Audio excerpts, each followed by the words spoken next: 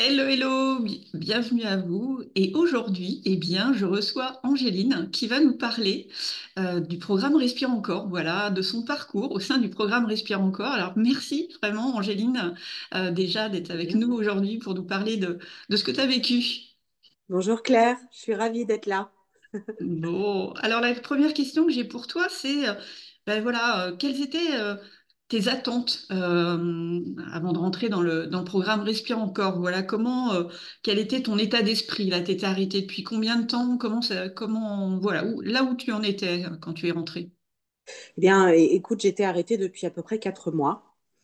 J'avais commencé un parcours avec ma psychologue, bien sûr, mais je cherchais quelque chose qui m'attire vers le futur, qui me permette de voir l'avenir d'une façon un peu plus positive, parce que la thérapie avec la psychologue, c'est extraordinaire, ça permet de résoudre des problèmes de traumatisme anciens, mais c'est plutôt tourné vers le passé.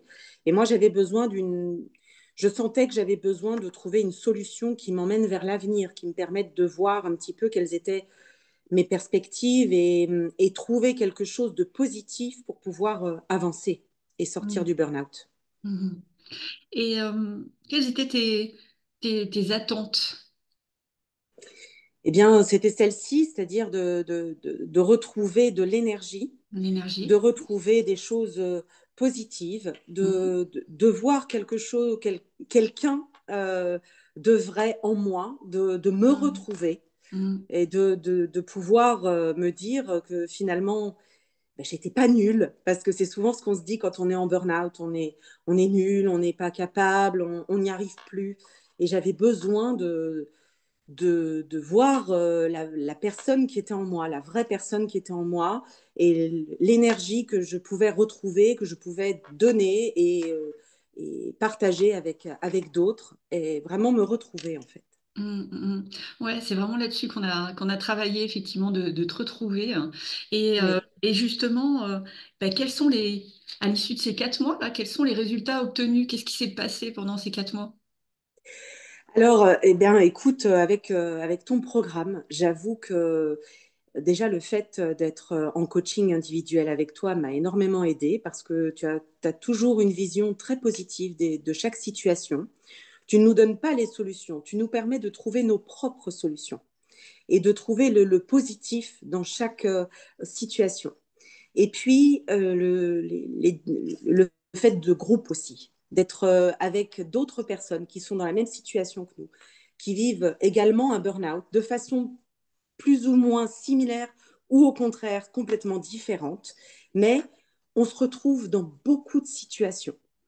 On a tout ce besoin d'être parfaite, de trouver la perfection, d'avancer, on est le bon petit soldat en fait à chaque fois, comme tu aimes à le dire.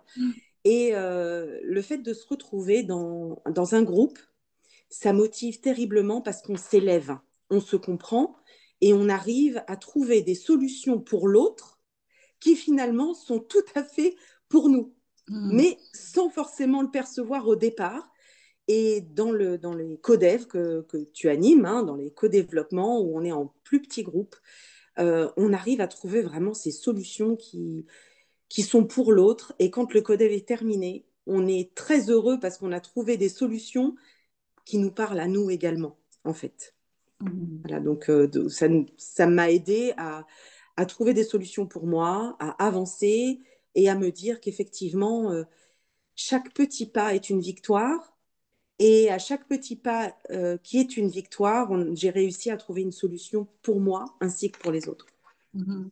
Alors, le fait marquant, hein, qui s'est passé pendant ces 4 mois, c'est que tu es retourné au travail, donc à mi-chemin, voilà.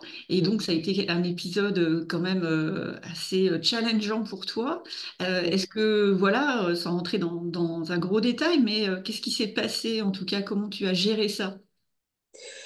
Alors bien sûr, quand on retourne au travail et puis à mi-temps thérapeutique après un burn-out, on sait qu'on a des collègues qui sont au courant, d'autres qui ne le sont pas, donc c'est un petit peu perturbant au départ. Et en fait, j'ai réussi à mettre en place des choses en essayant au maximum de garder mon énergie. Mm, C'est-à-dire qu'avant, je la dispersais Et là, j'ai réussi petit à petit à me dire, OK, les problèmes des uns sont leurs problèmes et ce ne sont pas mes problèmes. Et ça, c'est Mhm. quelque chose que j'arrivais pas à faire parce qu'étant hypersensible et hyper empathe, forcément, je dispersais à chaque fois mon énergie pour essayer de trouver des solutions pour les autres, pour les aider. Mais avec le programme, j'ai réussi à me concentrer sur moi, sur mon ressenti, sur mes besoins à moi. Donc, ça a été assez challenging au départ parce Mhm. qu'il fallait que je retrouve cette énergie, ce calme, et en même temps avancer dans mon travail, retrouver de cette énergie pour travailler et partager avec les autres. Mais ça m'a permis de poser des choses et également apprendre à dire non, poser mes limites Mhm. et savoir à quel moment l'énergie, je commençais à la disperser pour les autres et pas pour moi. Donc à réussir à me recentrer. Chouette, un beau Voilà. parcours en tout cas, Angéline. Mhm. Et, euh, et donc, qu'est-ce que tu dirais à quelqu'un qui hésite encore avec le programme Respire encore? Eh bien, que c'est normal d'hésiter. Surtout quand on est en burn-out. On se pose beaucoup de questions. On se demande est-ce que ça va vraiment marcher? Est-ce que ça va fonctionner? Est-ce que je peux faire confiance à quelqu'un d'autre que je ne connais pas? Mhm. Et en fait, la première chose que je peux dire, c'est d'abord, faites l'entretien avec toi, Claire. Parce que ce premier entretien, pour moi, a été vraiment décisif. On est très sensible quand on est en burn-out. Et quand on a cet entretien avec toi, on se rend compte que tu es bienveillante, que tu proposes ton programme, mais dans une approche complètement bienveillante, tu forces en rien. Et on se rend vite compte que oui, ça peut être une belle solution pour nous aider et nous faire avancer. Donc Mhm. voilà, ce que je leur dirais, c'est faites le premier pas.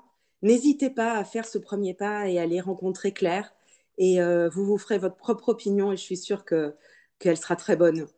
Et puis les personnes qui me connaissent, bah, comme je te l'ai déjà dit, hein, elles n'ont pas besoin d'hésiter. Elles me connaissent et elles savent que si je leur dis allez-y, elles peuvent y aller les yeux fermés. Voilà. Eh bien, un grand merci, Angéline, pour ton parcours déjà. Merci à toi. Et puis, je te dis à très vite. À très vite, Claire. Merci pour tout. Merci. Merci. Bye Au bye. revoir.